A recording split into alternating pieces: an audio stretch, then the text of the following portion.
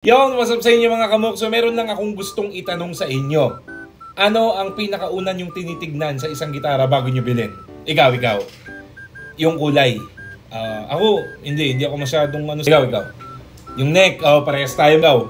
Ay, huwag ka na, nangihingi ka lang ng gitara. So meron tayo ditong SQ Radiant Stratocaster. Actually, hindi ko pa rin alam kung paano talaga binibigkas yung brand na to dahil merong SQ, SQ Moreno. Pero isa ang SQ sa pinakasikat na local brand dito sa Pinas.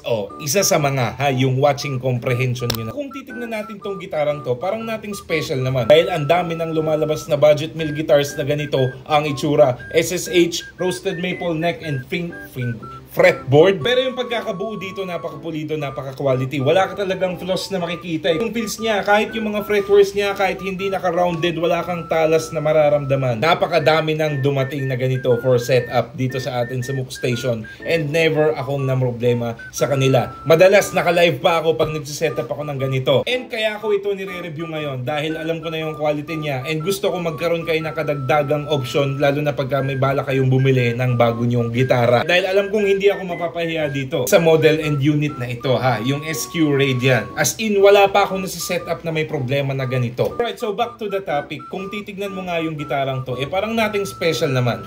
Pero pag sinaksak mo na sa ampli,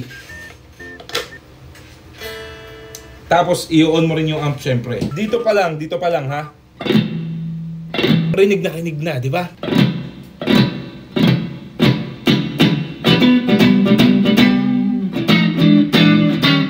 So yes, ganun yung actual na reaction ko nung pinakaunang nag-setup ako ng model na ganito. Akala ko, wala lang, okay, budget mill, local brand. Pero nung sinaksak ko na, napatanong ako kung magkano yung bili niya. Nag-research ako kung ano yung specs nito. Kaya pala maganda yung tunog niya dahil signature pickups to ng SQ mismo. Ito po yung SQ Earthquake something na Alnico pickups. Ito ay signature nila. Ito ay product mismo nila. Ito yung madalas na hinahanap natin sa tunog ng Strat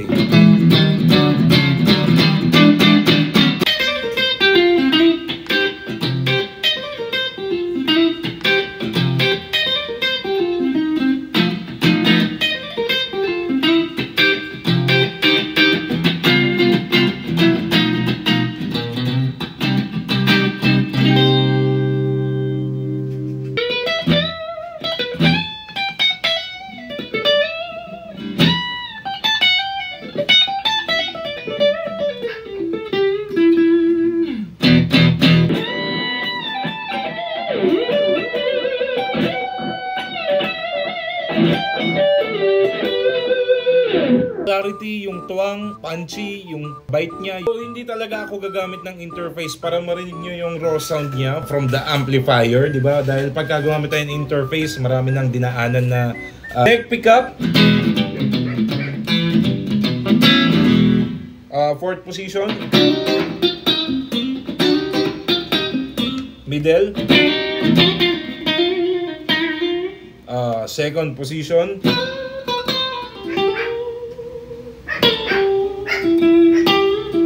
then yung kanyang bridge. Kung makikita nyo itong maliit na switch na to, ito po yung kanyang push-pull coil split. Alright, so gumagana lang to sa bridge position.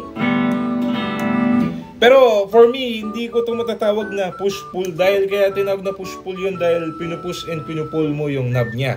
And for me rin, mas maganda sana kung push and pull na lang para walang sagabal dito. Pero hindi nakaka-apekto yun sa quality ng gitara. Alright? Kaya nila nilagyan ng ganyan dahil yung push and pull, pati yung pinipindot lang, alam nyo yon, sirain kasi yon.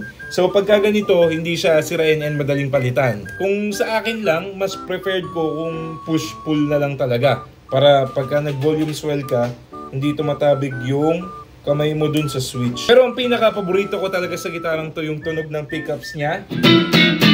Dahil yan yung preferred tone ko talaga sa isang Strat. Then yung pagkakabuo ng kanyang neck.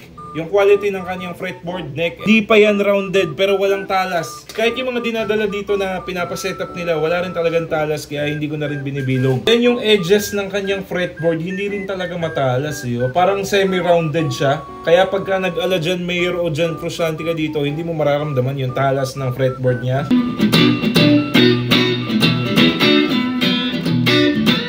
So quick Quick specs lang tayo. Ang kanyang basswood ay body ay basswood, roasted maple fretboard and neck na slim C.